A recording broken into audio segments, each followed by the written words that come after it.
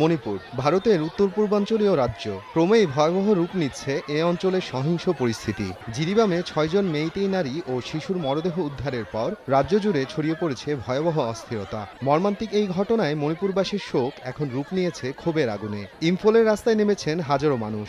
দাবি একটাই, চাই ন্যায় বিচার। আবার কেউ কেউ চাইছেন প্রতিশোধ। এই অবস্থায় প্রশ্ন উঠেছে, কেন মণিপুরে দানা বেঁধেছে সংঘাত? কবে থামবে প্রাণহানি? মণিপুরে ৫৩% মেইতেই সম্প্রদায়, যাদের প্রায় সবাই সনাতন ধর্মাবলম্বী। ৪৭% কুকি ও নাগা সম্প্রদায়ের বেশিরভাগই খ্রিস্টান। ভূমি ব্যবস্থাপনা থেকে শুরু করে সংরক্ষণ সুবিধা সহ বিভিন্ন ইস্যুতে দুই সম্প্রদায়ের মধ্যে দীর্ঘদিন ধরেই চলছে টানাপোড়েন। মেইতেইদের তফসিলি জাতি হিসেবে হাইকোর্টের স্বীকৃতির পর কুকি ও নাগা সম্প্রদায়ের মধ্যে বাড়তে থাকে উত্তেজনা। এ স্বীকৃতি পেলে কোটাসহ বেশ কিছু বাড়তি সুবিধা পাওয়া যায়। হাইকোর্টের রায়ের পর কুকি ও মেইতেই সম্প্রদায়ের মধ্যে দফায় দফায় শুরু হয় আক্রমণ পাল্টা আক্রমণ। এক বছরের বেশি সময় ধরে চলা সংঘাতে সরকারি হিসাবে এখন পর্যন্ত মারা গেছে ২২৫ জন। ঘরছাড়া হয়েছে ৬০,০০০-এরও বেশি মানুষ। সমতল থেকে সব কুকি জনজাতি উচ্ছেদ হয়ে আশ্রয় নিয়েছে পাহাড়ে। ঠিক একইভাবে পাহাড়ে থাকা মেইতেইরা পালিয়ে চলে গেছে সমতলে। রাজ্যটিতে মেইতেই, কুকি ও নাগা সম্প্রদায় আলাদা মিলিশিয়া বাহিনীও গড়ে তুলেছে। বাহিনীগুলো ধর্মভিত্তিক ভিন্নতা ও মাতৃভূমির দাবিতে একে অপরের সঙ্গে সংঘাতে জড়িয়েছে। এমনকি ৩ গোষ্ঠীর প্রত্যেকেই আলাদা করে সংঘাতে জড়িয়েছে ভারতীয় আইনশৃঙ্খলা রক্ষাকারী বাহিনীর সঙ্গে।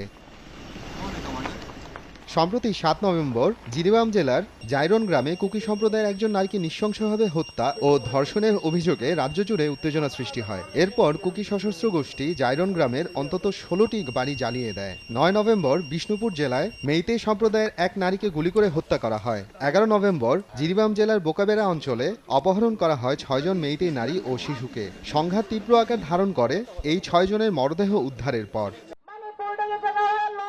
এ ঘটনাকে কেন্দ্র করেই নতুন করে দানা বেঁধে ওঠে সংঘাত। ১৭ নভেম্বর সন্ত্রাসী গোষ্ঠীর বিরুদ্ধে কঠোর পদক্ষেপের দাবিতে রাজ্য সরকারকে ২৪ ঘন্টার আলটিমেটাম দেয় মেইতেই সম্প্রদায়ের সদস্যরা। ভারতের মণিপুরে ২ জন মন্ত্রী ও ৩ জন বিধায়কের বাড়িতে হামলা চালিয়ে আগুন ধরিয়ে দেয় বিক্ষোভকারীরা।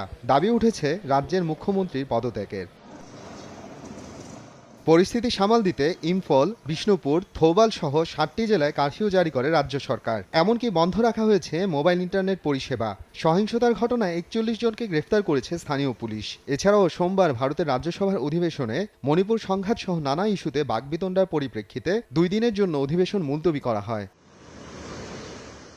বছরব্যাপী চলা মণিপুর সংঘাতের ফলে বহু থানা থেকে প্রায় ৪৫,০০০ অস্ত্র লুটপাটের ঘটনা ঘটেছে। পরিস্থিতি নিয়ন্ত্রণে আনতে নতুন করে ১০,০০০-এর বেশি সেনা মোতায়েন করেছে ভারত সরকার। সেনা, পুলিশের সঙ্গে অন্যান্য নিরাপত্তা বাহিনীও নজরদারি বাড়িয়েছে স্পর্শকাতর অঞ্চলে। পরিস্থিতি শান্ত করতে নানা কৌশল নিচ্ছে ভারত সরকার। তবে বিভিন্ন সম্প্রদায়ের পরস্পর বিরোধী অবস্থানের কারণে থামছেই না সংঘাত।